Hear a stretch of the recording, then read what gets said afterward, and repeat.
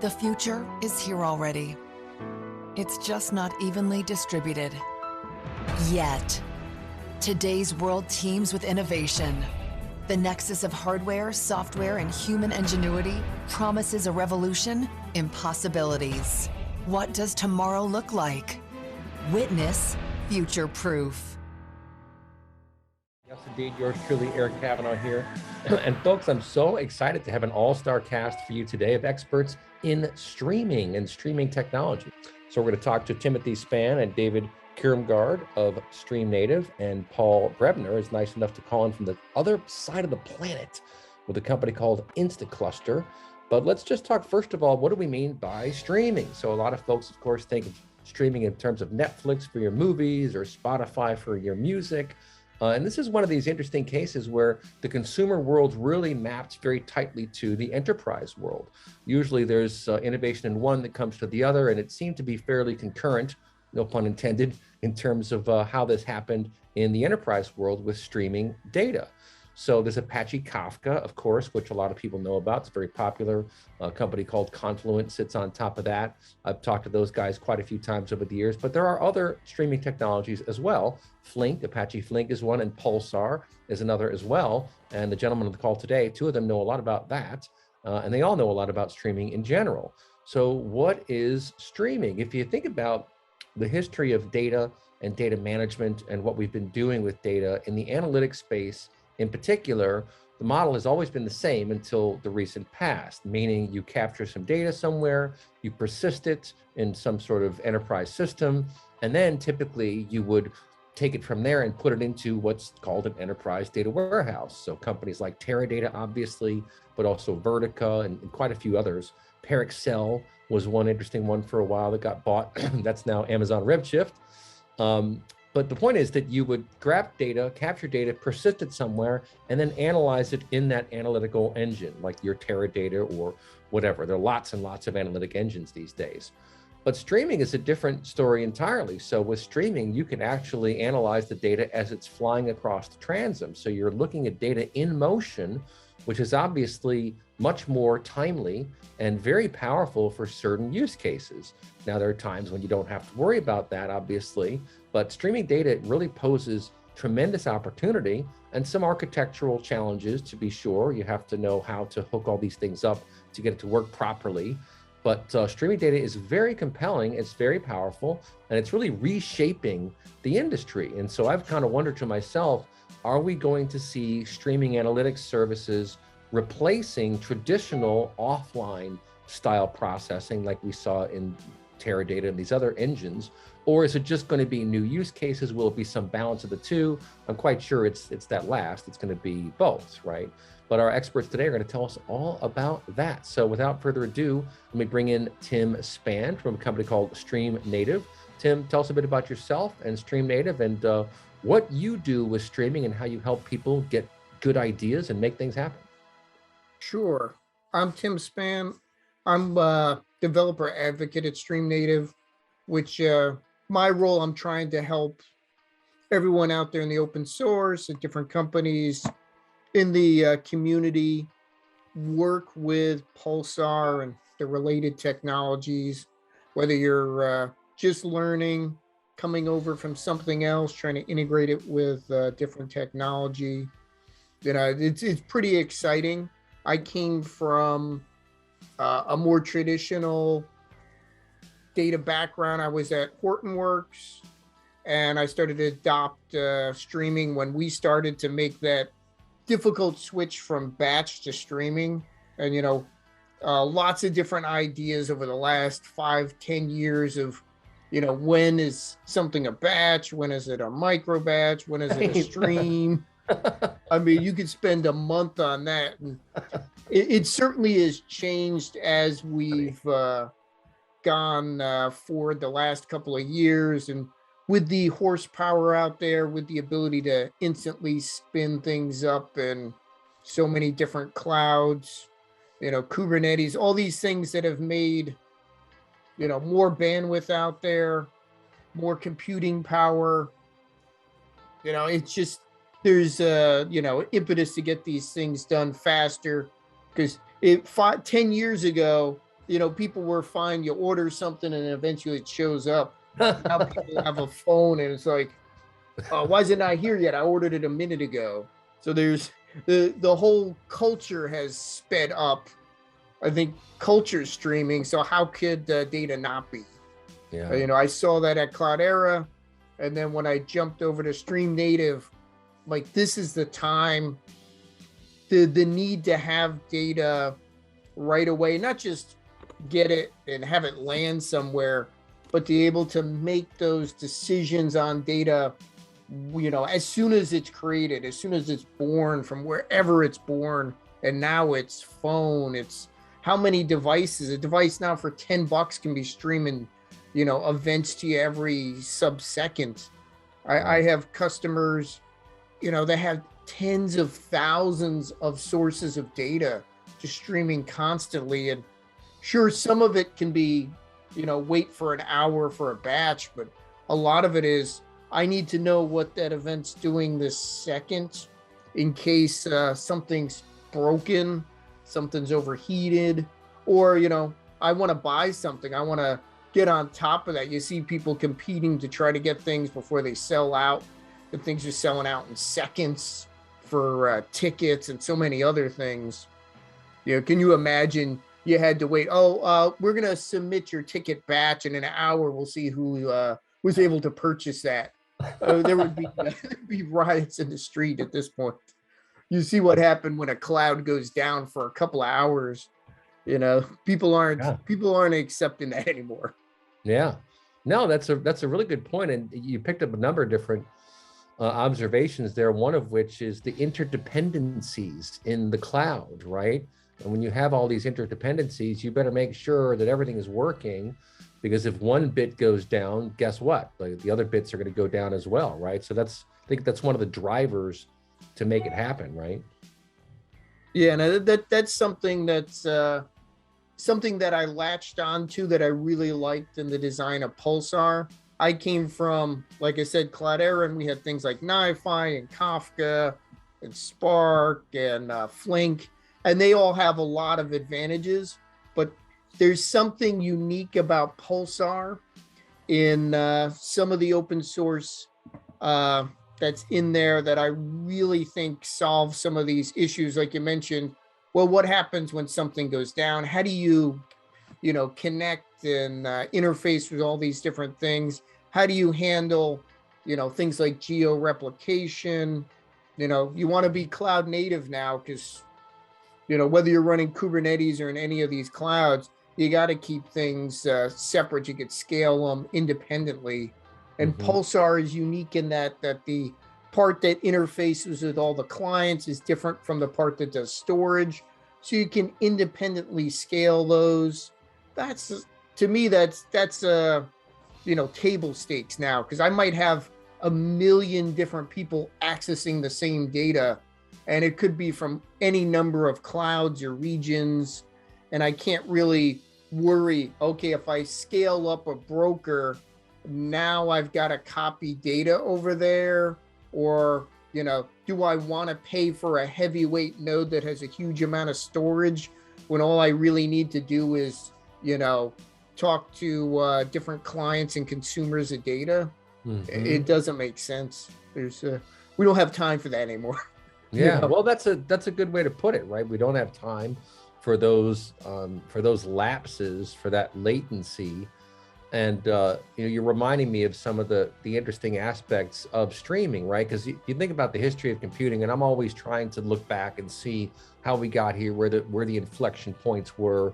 We've had message queues forever, MQ series, and that's somewhat similar, but like with a Kafka and a Pulsar and these other new engines, really you could learn from all the mistakes of the past 30 years, or not even mistakes, but just the inadequacies or the shortcomings, right? Because every computer program, every application you write is going to have its kernel, and then you kind of build around that.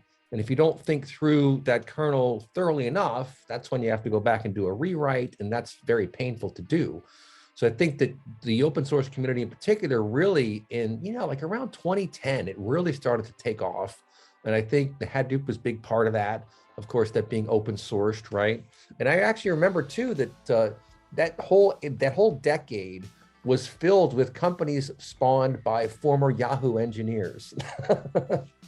Right? I can't say that's not us either.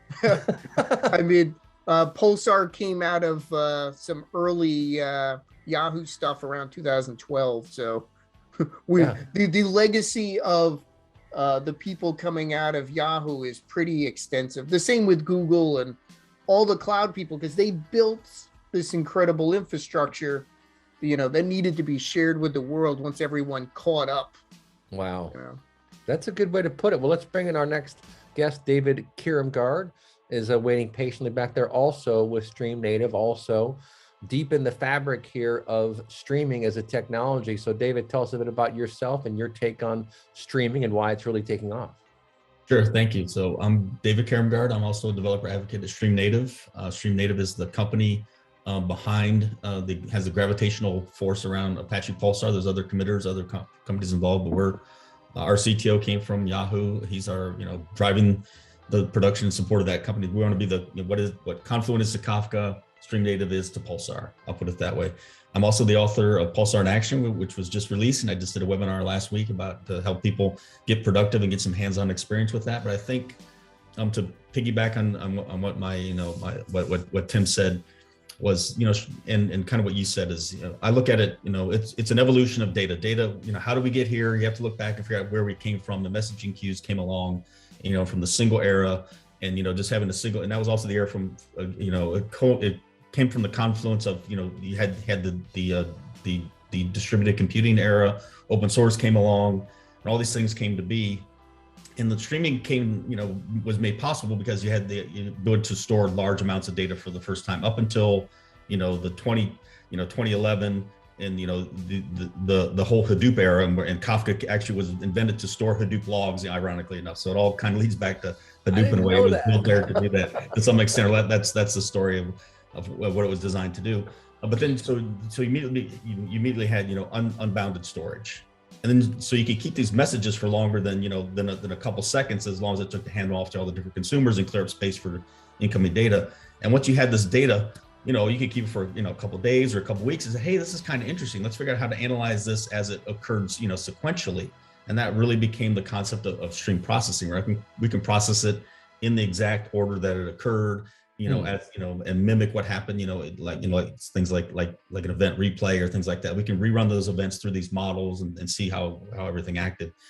And so that sort of ushered in, the stream processing era, and that's kind of where we are today. And so I really find that very, exciting. To your point, it solves a lot of problems that weren't that you couldn't solve before. It solves a lot of challenges that Tim brought up about real time, data, things like that. You and I might have a smartwatch or something that monitors our health, and we need to, that data can be sent up to the doctor in real time, or you can do analytics on it on a per person basis, but you can also track it, compare you, and have historical data and see how do other people, my cohorts, my same demographics, is this heart rate high? Is this low? Am I trending? How am I trending? So historical data has a nice blending together with the real-time data to give you true value, give you a perspective on things that you couldn't really have with the static traditional batch processes. It's a really nice blending of the two technologies.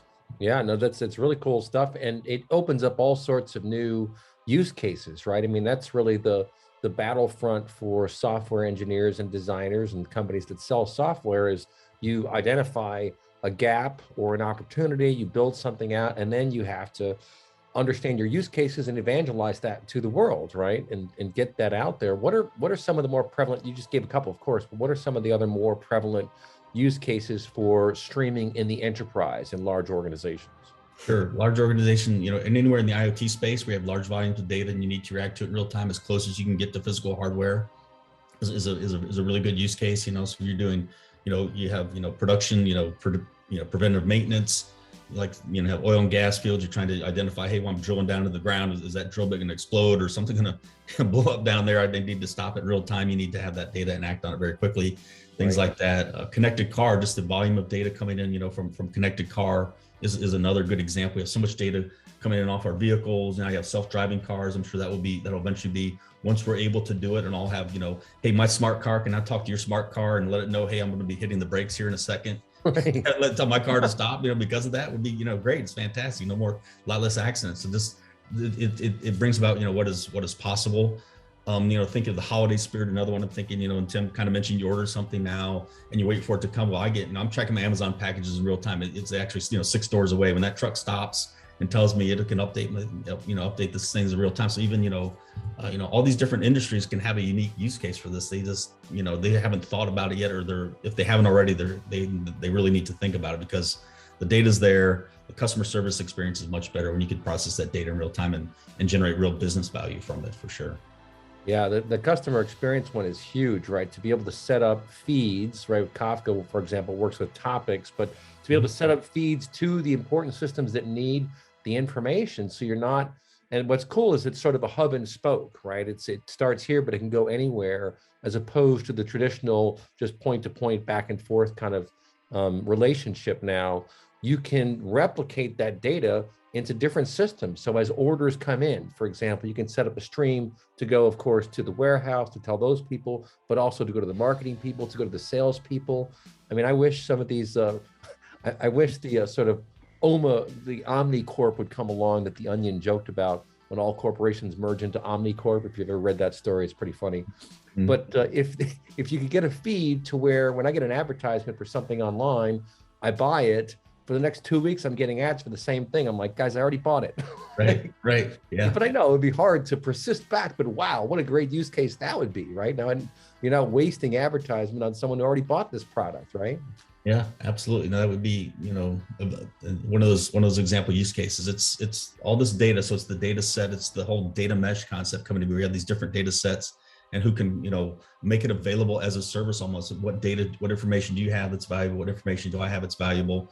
The way that, Pulsar handles things, we also use topics, but we have, regex subscriptions. So you can actually say, I'm interested in all the orders, everything on this all these channels that match this. And so you can do a different sort of processing on that, doing analytics, like how many people are buying sporting goods, how many people are buying electronics or whatever. But you can also track, iPhone sales in real time, or iPhone sales by region or whatever, right, who's using it, and start getting to really micro focused targeting things that they're looking for and bring that value.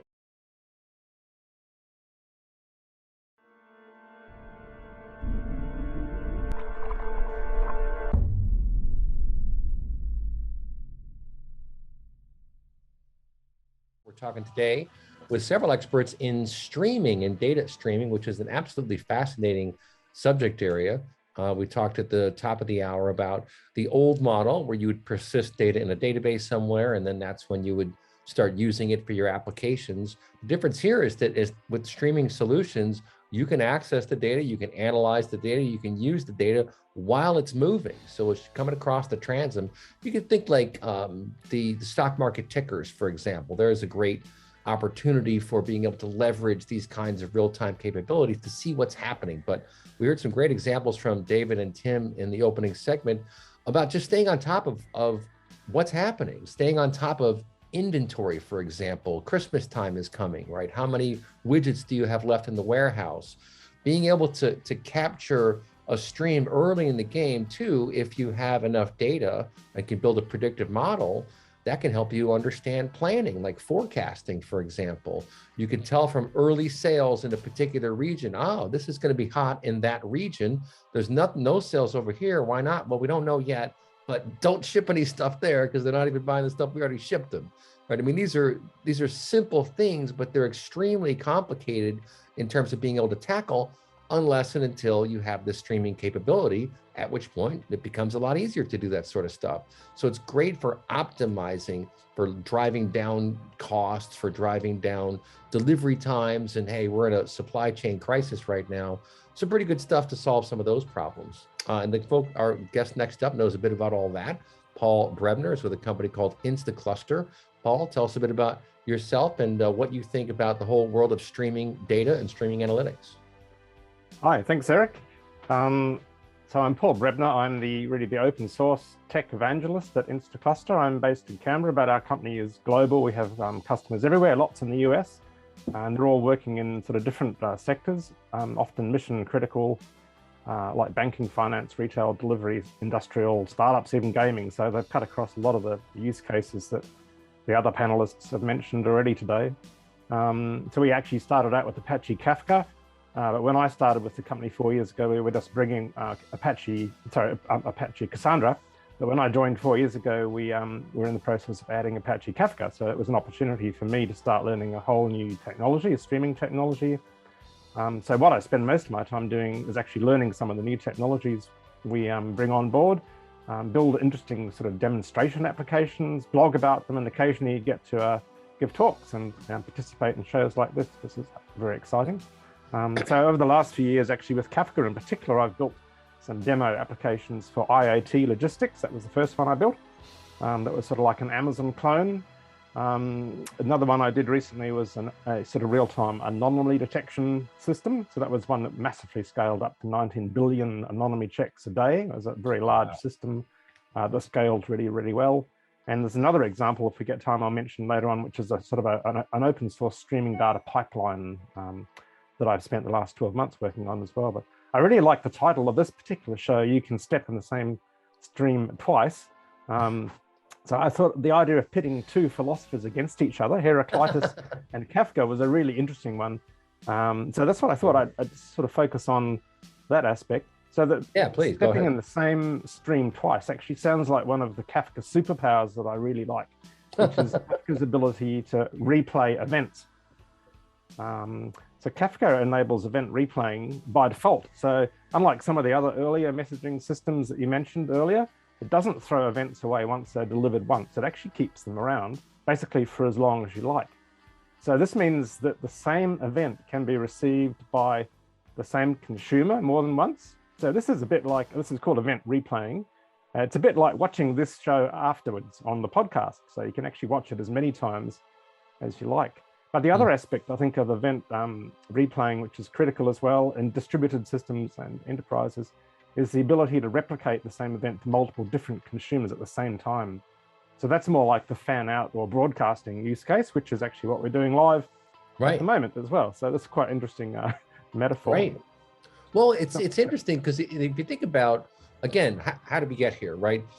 We've always had data in the data world, in the computing world. You've had data moving around in different capacities, but it used to be that the pipes were very thin, the processors were slow, and storage was expensive, and all that changed. Now the processors are fast, the pipes are fat, the storage is cheap, so that whole game changed. But what you just mentioned, I find very interesting, of just setting up all these data as a service type feeds, because it's no skin off the provider's back. Basically, you're spitting out 3 streams or 5 or 7 instead of just one of the same information. Different people are subscribing to those feeds to get it.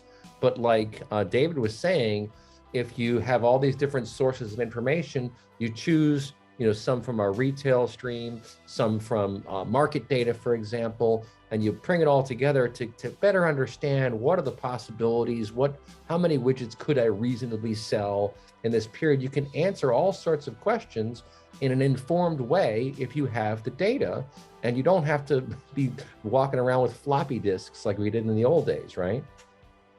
That's true. I remember floppy disks, even the 8-inch ones. So yeah, look, so I think, there's a couple of different use cases around the event replaying in Kafka. Just one I'll mention briefly is Kafka Mirror Maker. So that's one that's really quite useful for the geographically distributed use case. So it's quite a common use case these days. A lot of companies work internationally. You want to be able to make sure that if some event happens in one place, it's actually available in your whole ecosystem everywhere around the world, potentially. It's also great if you lose a data center, the data's not just in one place. So it's really good for high availability systems.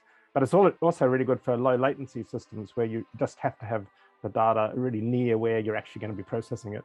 So one of my demo use cases I'm actually working on at the moment is a globally distributed, low latency, high frequency financial application for stock market trading. So that's one I'm in the process of building at the moment. So that's quite an important use case for the Kafka event replaying. As I've been building some of these systems, I found that being able to replay events is really useful for development as well, like for testing, for load testing and things. If you've got all the events in your Kafka topic already, while you're actually trying to debug a system and test it out to make sure that some of the downstream systems actually work correctly, which often takes quite a bit of effort, you've got the same data there. You can actually use it multiple times. and particularly useful for load testing. I've used that quite regularly to make sure that the downstream systems can actually cope with the data that I know is already in Kafka, and the expected load that I would expect the downstream systems to be able to cope with. So there's a lot of use cases sort of around the whole DevOps part of the story as well, which is quite powerful, I think. But then finally, I mean, the really important one is the fan-out one, where you've got multiple consumers of the data, and you've got to be able to integrate multiple systems together, and particularly with multiple different heterogeneous downstream systems. So Kafka Connect is the sort of the main Kafka API that's really useful for that. So that's the one I've been playing around with for the last 12 months as well.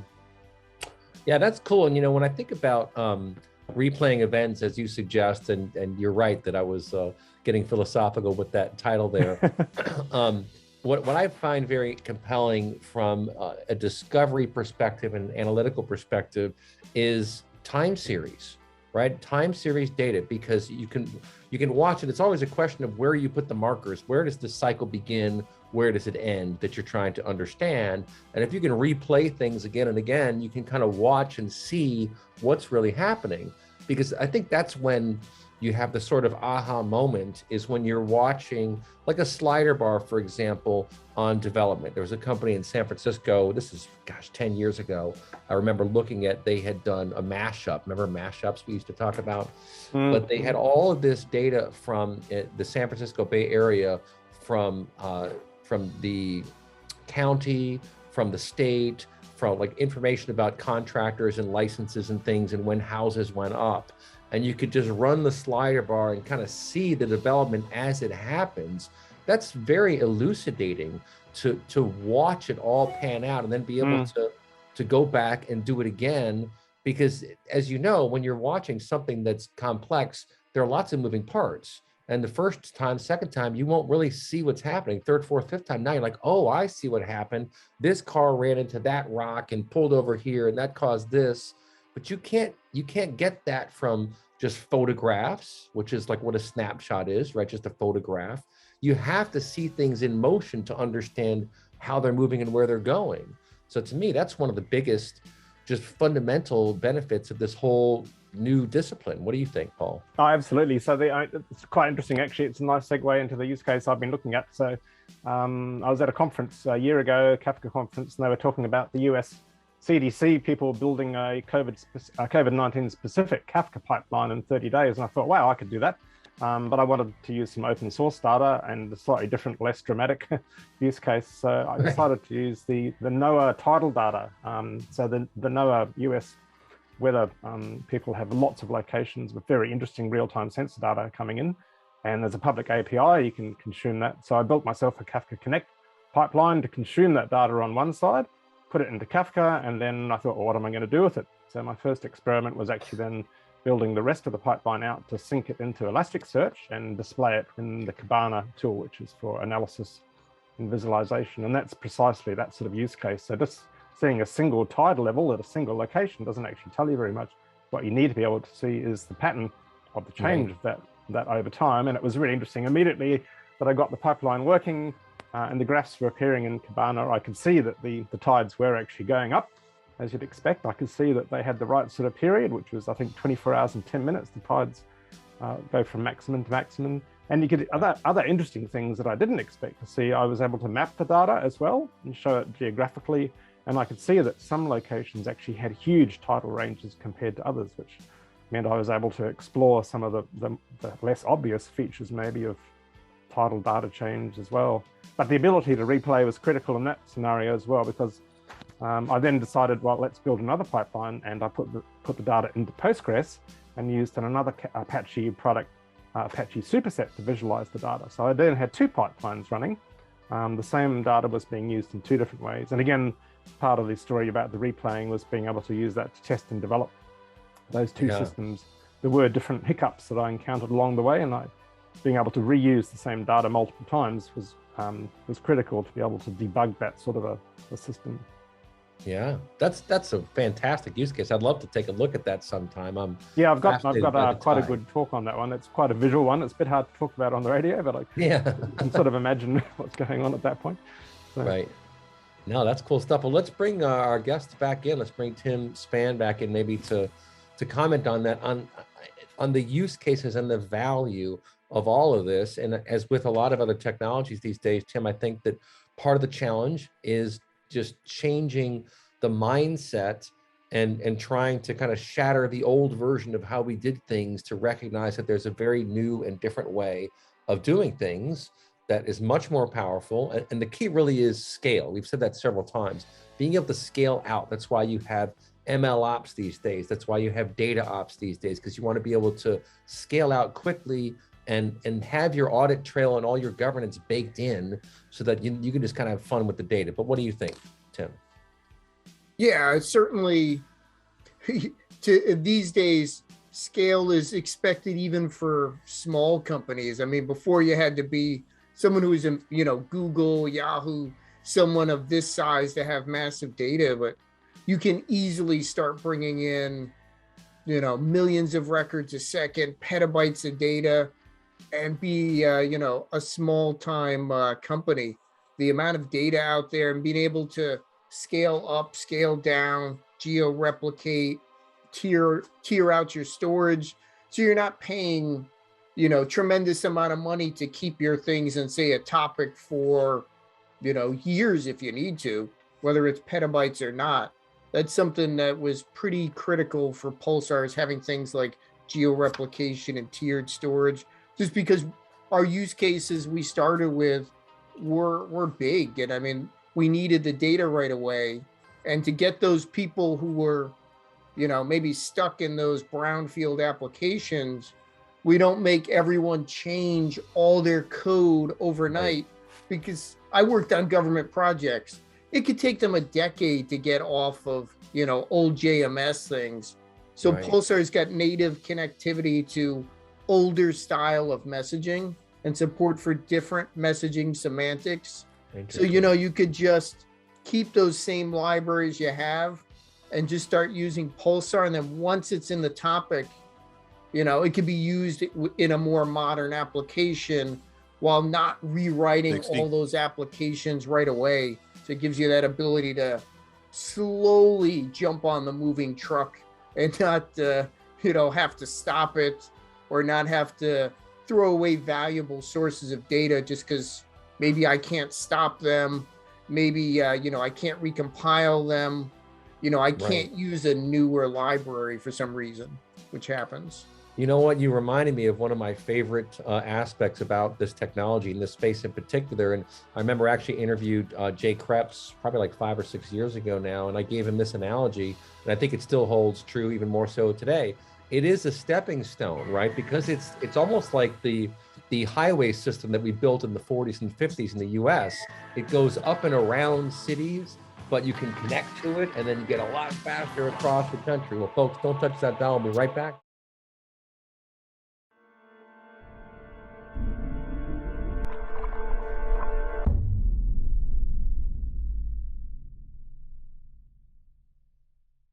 Talking all about streaming data these days, and it's a pretty big deal. It's very exciting stuff.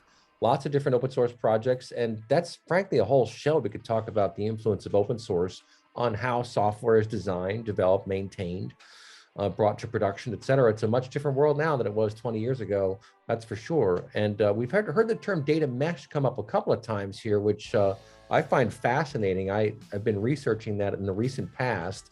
It's a fascinating theory. Of course, a paper was written a while ago, which is the sort of foundation of all that. But and there's a particular vendor that talks all about it, but it's not so much a vendor specific thing as it is a methodology and a way of viewing data management and the use of data management. It's a bit more open-ended, I guess, but maybe I'll bring David Kiramgard back in to kind of talk about that. How would you describe data mesh to a business person who has heard about it but doesn't really know what it is, versus other ways of viewing data like data warehousing and analytics and so forth?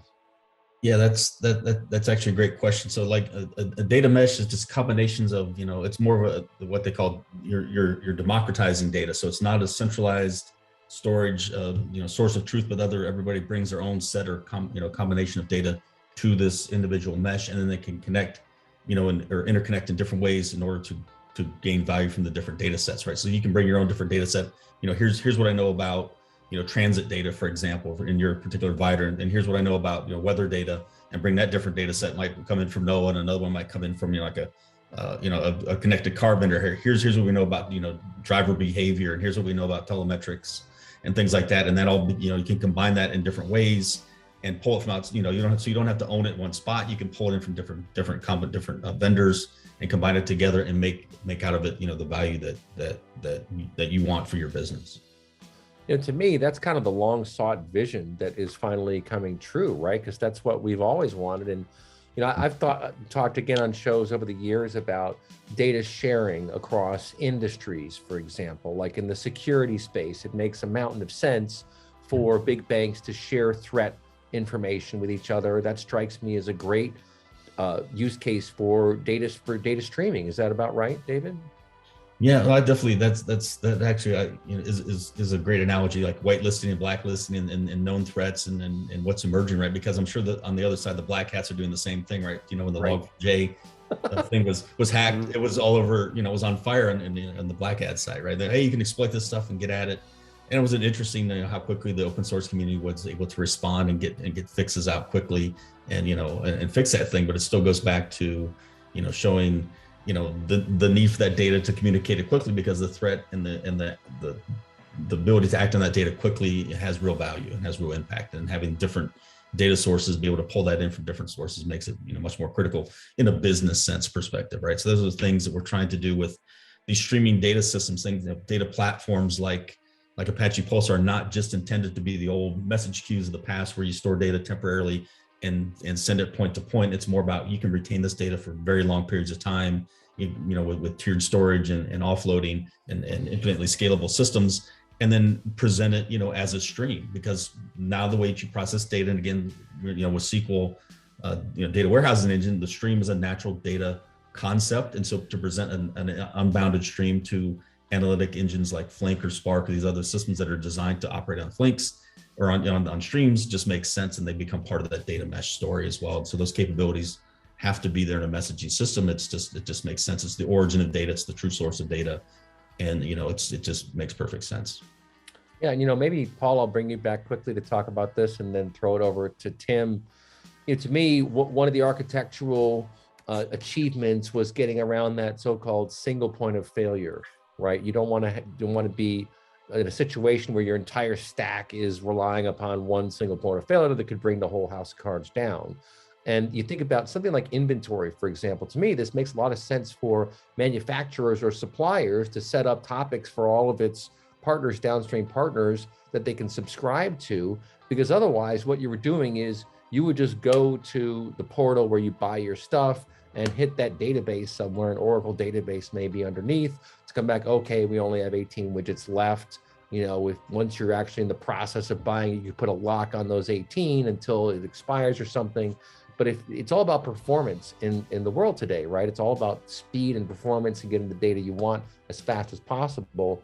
To me, that's a real significant game changer, because now you don't have a single point of failure, at least not in the same sense. And you can feed many more people much more data that they can all use however they want. Is that about right, Paul? I think that's probably right. So one aspect, perhaps another philosophical question, is did the chicken or the egg come first? And in terms of events, does the event come first or the state?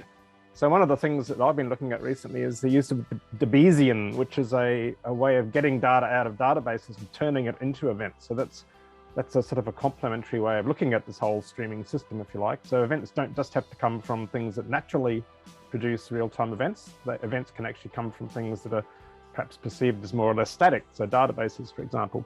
And then at that point, you can then do quite interesting transformations on that type of event data and potentially feed that into other systems that would have a bit of a mismatch naturally, but you can then reuse that data in a different way and also solve some of the sort of the throughput mismatches as well. Because events are fast, whereas databases are quite slow. So there's potential issues around performance and capacity with those sort of different systems working at different speeds. But with things like with Kafka Connect, for example, you can actually address those types of issues, both the transformation of data and also the capacity and performance Yeah. Now, this is fascinating stuff. I'll bring Timothy Span back in from Stream Native. I keep thinking to myself about this whole stepping stone concept. And I was mentioning in my interview with Jay Krebs, I used the analogy of the interstate highway system vis-a-vis the traditional old highways like Route 66 and all the other old highways that go across America. And what do? Post-World War II, all this money went into building interstate highways. And as I recall, the whole reason was to facilitate tanks going across the country as needed if we ever got attacked by someone. They wanted infrastructure to be able to move tanks very quickly, which of course is much better on a highway than it is on some dirt road somewhere. But it is the stepping stone to the future. So you get this set up, and you can tell by who uses it and where it becomes very performant, et cetera, that where you get value from it. But it really, we do have to get out of these legacy systems, whether it's the databases that are now running things. Of course, mainframes are still everywhere. But if you want to be part of the new future, if you will, in the information economy, you need to be able to leverage these technologies, and these streaming engines, to me, open those doors. Is that right, Timothy? Yeah, it's your accelerator, but you've got to have a lot of on-ramps. Right. Like Right. Paul mentioned, you need something like CDC. So Pulsar does CDC, we do it with Canal, and we do it with Debezium. Yeah, CDC is a big one, unlocking that potentially stuck data. Because a lot of times I want that data pushed into the stream, because polling and pulling, that's a tough one. You're using a lot of resources when you don't know when something changed. Right. I mean, there's certainly ways to keep checking, but having CDC, having logs, web sockets, different things that push data from, different legacy systems, whether it's mainframe, AS400, or even just older database or older apps people have written, on their own. There's a lot of data locked in there, lots of different data silos. Fortunately, we've got a lot of adapters, because we've seen what came before. So, whether it's coming out of, if someone pushes to JMS, we'll get that. Someone pushes to MQTT, we'll get that. You drop it in a file somewhere, we can get that. Whether like Kafka has Connect, which we also support. We also have Pulsar IO and functions to bring those things in, or you use things like Flink SQL or Flink apps or Spark or NiFi. There's a lot of open source tools that kind of work together to get as much data in motion as possible. Because if you can't get it to the new apps you want to do, if I can't get stuff from my AS400 to join it with data coming off of Snowflake, I'm missing things. I didn't build that database that we've been using in-house for 25, 30 years and not have value in there. It's been crafted, and maybe it doesn't change too often. Maybe once in a while I need to do a full poll, and then while that's in a stream, analyze that against other sources of data and build up a golden record, and then get streams after that to make sure. That's the nice thing, is there's lots of different ways to do it, and you don't have to, boil the whole ocean to get these things warmed up and ready to go. Yeah, that's a really good point. And I came up with a good idea for our podcast bonus segment coming up next year, folks. But we are mapping out 2022 right now. Send me an email if you want to be on this show, info@dmradio.biz. That comes right to yours truly.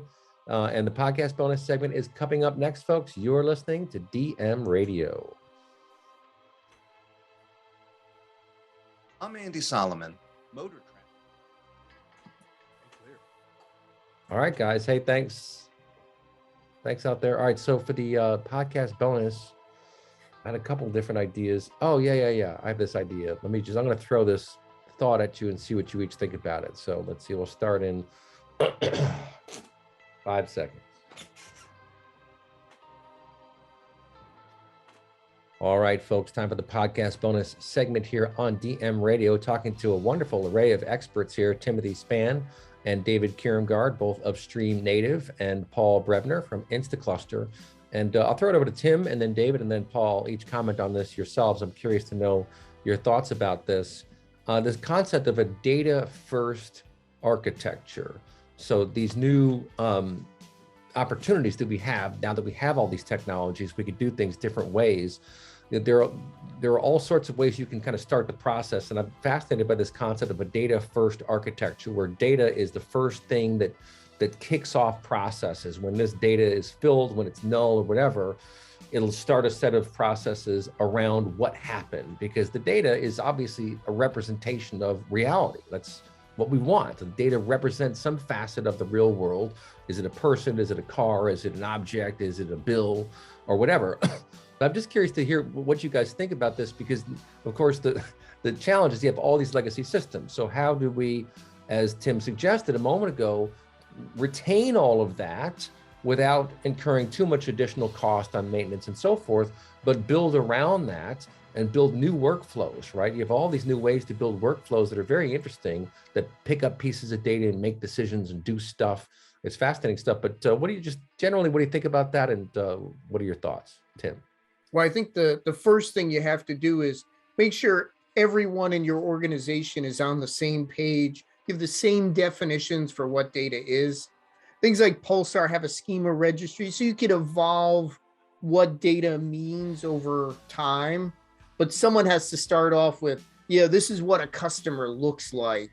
And you have to at least have some kind of model. Certainly there's a lot of flexibility in streaming, but what do you mean by a customer? What do you mean by an order? And, have these defined so everyone's on the same page. Maybe have one schema for it, even if maybe it's very sparse, just so when you start creating that data and you launch the process, launching the process now with, the modern streaming technologies like Pulsar and Kafka, that's not the difficult part. The part is, what does this data look like? And, how am I going to define it and use it later? What are the ranges of data? What's valid? What's not valid? What's the range of data? What do I want to do with it? Because pulling that off of a database with CDC, pulling it out of a log, pulling it off an event, pulling it out of a phone, or having it pushed to the stream, we have hundreds and hundreds of sources to do that. So that's not the problem. Defining it, having everyone agree to it, right, and making sure it's clean and ready to go, that takes a lot of people. That's the hardest process. That's a good point, David. I'll throw it over to you. And I'm trying to think of a concrete example of where this theory comes from, and think of on a web app somewhere, someone comes in and opens an account, right? So they open an account that goes to a database somewhere, like if it's a banking account or something like that. It's pretty important stuff. There's going to be a latency on traditional processes for what to do with that. But if you have a streaming solution set up to where the moment that account is created from the front end, it also sends an alert to the marketing people, to the admin, to the accountants or whatever. Because again, you even talked about it earlier, being able to compare streams and see, right? And I know for sure from a past life in the banking world, closing accounts, like the exception management as they call it, that's the hardest part of their job. When they're trying to close the books, it's all the stuff that doesn't fit into the boxes neatly that's difficult to manage. And that's what people spend all day working on, is that stuff. So any additional signal you can give to your teams to help them make sure that it's valid, it's a real new customer, it's not a bot, for example, it's not an error, that's all useful stuff. And to me, it gets pretty interesting, because especially over time, because people will start to realize, wait, so I can get a stream on this activity and that activity. That starts to get pretty interesting. But what do you think about this whole concept of a data first architecture?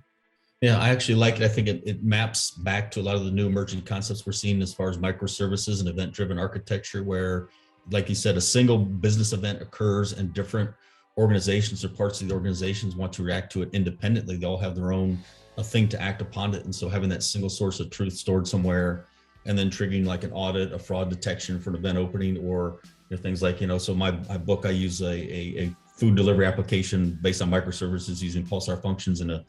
So a customer order gets placed. Well, the restaurant needs to know about it. The driver needs to know about it. And there are all these events, and then people dynamically subscribe to them. And then based on what you see in these values, drives the whole business interaction, which is really models, real life quite nicely, which is always a hard part of, in data science or, computer science. We've always thrust these models upon what reality looks like with object-oriented programming, these other ways to sort of fit it in these boxes and it never fits nicely. So have an event that says, hey, the driver that has your order is here.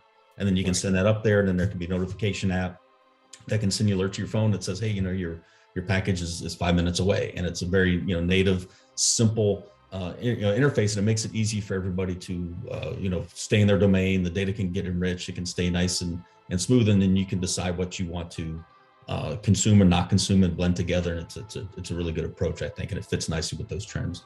Yeah, that's cool. And Paul, I'll throw this one last question over to you. As I think about the value of open source, and there's tremendous value that the open source community has brought. And one of the key values, it seems to me, is that it mitigates the process of reinventing wheels, right? Because hitherto, everyone reinvented all their own wheels inside their IT department with their data center. People were just reinventing wheels all day, all night. And it's kind of solved some of those problems. And I kind of see the same thing here with streaming and data, because what happens? Everyone wants their own data. No, this is our internal data, first party data. I have my data set that I'm biased towards just because it's mine, et cetera. But the more we can share these streams of data that make sense, like again, weather data is a perfect example, some of the stuff you're working on, and allow people to subscribe to that feed, you're really optimizing the time you spend. I talked to someone just earlier today. The most precious commodity now, and probably always has been, but it really is time. And I even say it's more than time, it's energy and it's morale, right? And I see these as really boosting morale as well. But what do you think about that, those concepts, Paul, in the context of a data-first architecture? Yeah, lots of interesting ideas there. Could take an hour to unpack even half of those. Yeah, look, just picking up perhaps on the whole workflow idea and exceptions and time, trying to combine it together. So with Kafka in particular, everything is just changing all the time. So it's really easy to build very complicated, loosely coupled systems where the data is just being transformed and reused for multiple purposes and things. But it's actually quite hard to keep a handle on the state of that whole system at that point. It's really good for things like pipelines where the data is constantly moving and you've got to be constantly responding and doing stuff to it. But what do you do with the more traditional workflow, say one where you're actually, which involves delivery drivers, like an Uber use case for the Uber food, for example? Well, in fact, it turns out there's actually a new technology, a new open source technology that we've just actually made available as a managed service in the last few weeks, which is Uber Cadence. So Cadence actually is a scalable workflow technology. It's developer first, so it's basically designed so you actually write your workflow in Java with the support of the Cadence infrastructure, and it gives you all of the nice things you'd like to be able to do to manage and understand the state of things like deliveries, for example. And it's all failure proof. If the whole system breaks or fails for whatever reason, it'll just restart automatically again. And it includes all the aspects of time and exception handling that you really need for workflow management as well, which is quite hard to do in a pure streaming environment like Kafka. But it actually works really well. It's complementary again, which I think is a key thing of some of these open source technologies. You don't have to choose one or the other. You can get Kafka to work with lots of things. And so Cadence actually, in the last week, I've actually got Cadence to work with Kafka microservices. So you can actually send a message to Kafka, call a microservice that you've perhaps got already in a system running in Kafka. It'll do some processing for you and then send the result back to Cadence and then trigger the next part of your workflow. So that's a really cool technology. I've only just started playing with that, but I think it has lots of potential as sort of a crossover technology. That is absolutely fascinating. Folks, I knew this was going to be a good show. It did not disappoint. Look all these folks up online, please. Tim Spann and David Kiermgaard from Stream Native and Paul Brebner from Instacluster. And send me an email, info@dmradio.biz. I'm always curious to know what you want to know. And if you want to be on the show, let me know, info@dmradio.biz. I'm sure we'll see these gentlemen again in 2022, which is only 2 weeks away. We'll talk to you next time, folks.